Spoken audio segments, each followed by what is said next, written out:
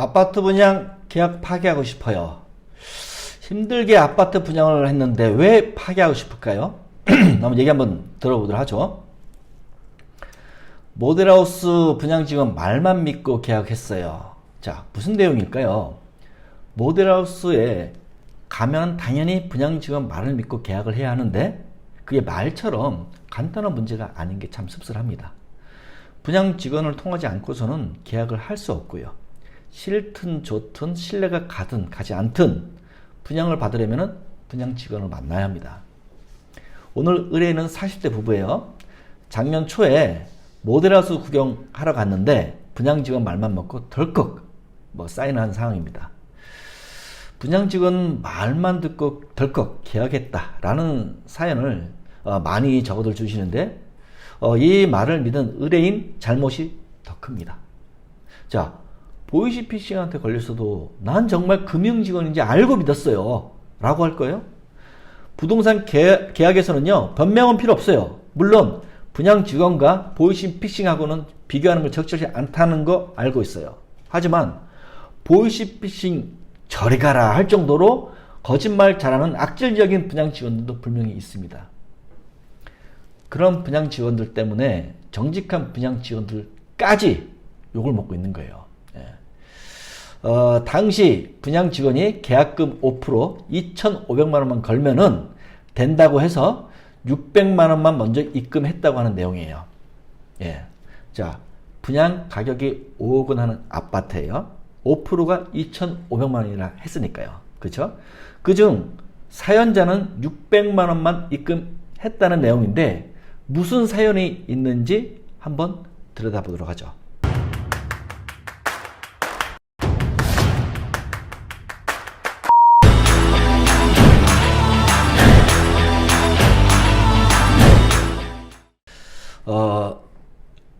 나올 때 민증, 주민등록증이라는 걸 얘기하는 것 같아요. 민증, 서류 아무것도 제출하지 않았다고. 왜?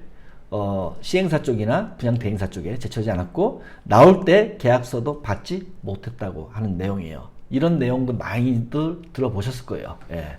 흔한 얘기들입니다. 사연자는요. 사연자의 얘기를 이제 종합을 해보면 계약할 때 주민등록증, 인감증명서, 서류를 제출하지 않았고 또 계약서도 주지 않았고 받지 못했기 때문에 또 이런 내용입니다. 그래서 이 부분은 굉장히 중요한 부분이라 제가 이따가 자세히 설명해 드릴게요. 분양직원도 계약 쓰려고 또 자기 돈 300만 원을 빌려준 것도 참 웃기고요. 여기 보시면은 분양직원은 다음 방문 때 계약자겠죠. 계약자 다음 방문 때 주민등록증, 서류, 자기가 빌려준 300만 원을 주면서 계약서를 준다는 거 얘기한 상태래요. 저는 처음에 이게 뭔 소리인지 두 번 읽었어요. 사연자도 분양직원 돈 300만 원까지 빌려 가는 거 보면은 얼마나 분양 받고 싶었을까? 이런 생각이 들어요. 심사숙고하고 잘 판단했겠지? 하고 저는 혼자 생각했었어요. 그럼 문제될 게 없잖아요. 그죠? 다음 방문 때 사연자는 서로 제출을 하면서 분양직원에게 빌린 돈 300만 원만 주면 끝이잖아요. 그렇죠? 근데 이렇게 끝나면 반전이 없어. 재미없죠. 자, 그럼 어떤 반전이 있었을까요? 계약 취소를 안 해준다고 합니다. 자, 그럼 그렇죠. 예상한 대로 반전이 일어났어요. 그죠? 사연자가 집에 가서 마음이 바뀌었는지 분양 계약을 안 하겠다고 하는 겁니다. 심사숙고해서 계약을 했어야 했는데 경솔하게 충동 계약을 한 겁니다. 그렇다면 300만 원을 빌려준 분양직원은 어떻게 되는 거죠? 사연자 때문에 일이 계속 꼬여가고 있네요. 자, 여기 보시면은 계약을 안 하겠다고 말하니까 위약금 10% 5천만 원을 입금하지 않으면 진행하지 않으면 입금하지 않으면이에요. 연체료 발생 또 계약 취소를 해주지 않고 있다는 내용이에요. 여러분, 분양 계약서 내용에는요 거의 공통적으로 들어가는 내용이 있어요. 그게 뭐냐면은 분양주가 계약금으로 낸 10%를 시행사에 기속시킨다는 내용이에요. 분양직원에게 사연자는 말도 꼬이네요. 600만 원으로 계약서를 작성했어요. 분양가 10%인 5천만 원을 넣어야만 분양 계약이 취소된다는 내용입니다. 자, 이 분양 직원의 설명은 협박이 아니라 사실입니다. 저는 항상 의뢰인 입장에서 분석이든 컨설팅이든 하지만 이번 일은 의뢰인이 너무 경솔한 판단을 한 건 맞습니다. 자, 그럼 사연자인 의뢰인이 잘못 알고 잘못 판단한 부분을 제가 설명해 드릴게요. 아주 중요한 부분들이니까 기억하셔야 됩니다. 자, 질문한 내용 중에 뭐냐면은 계약서 사인만으로 계약이 진행되는 건지 이거 많이 궁금할 겁니다. 제가 정확하게 말씀드릴게요. 분양 계약서에 사인만 들어가지 않을 겁니다. 주민등록번호, 핸드폰 번호, 주소, 그게 인적사항을 적고 맨 마지막에 자필 서명란이 있습니다. 그곳에 서명이든 사인이든 했는지가 무척 중요합니다.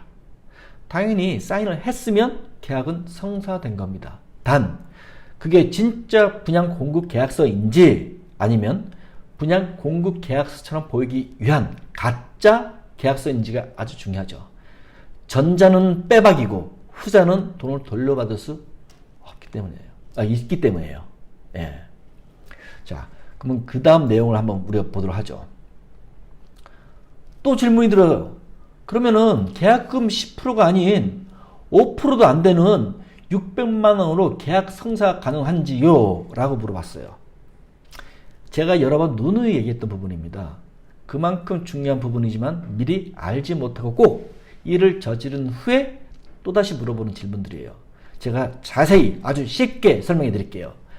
계약금 10%에 모자란 금액이 들어왔으니 이건 정상적인 계약이 아닐 거야 라고 의뢰인은 착각하고 있습니다.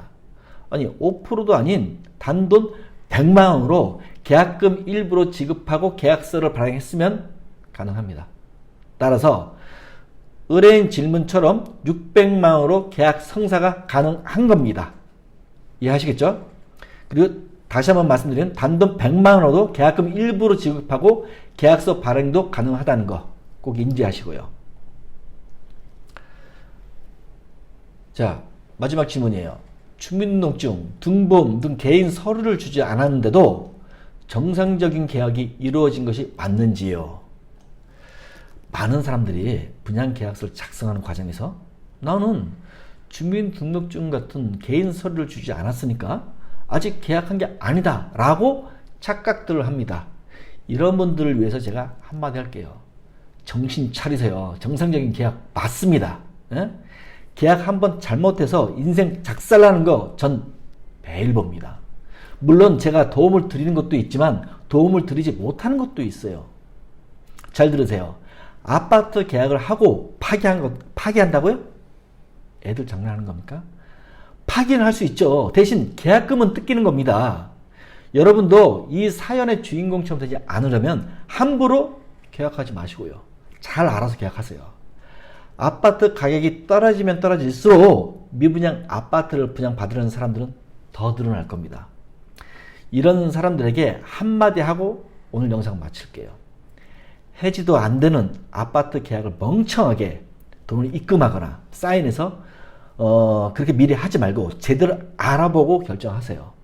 머리에 든 게 없는 사람일수록 용감하게 혼자서 일 다 벌려놓고서 나중에 배우자한테 해결해 달라고 떠넘깁니다. 여러분, 배우자도 해결 못하니까 처음부터 제발 멍청한 짓 하지 마시기 바랍니다. 오늘 영상 마치겠습니다.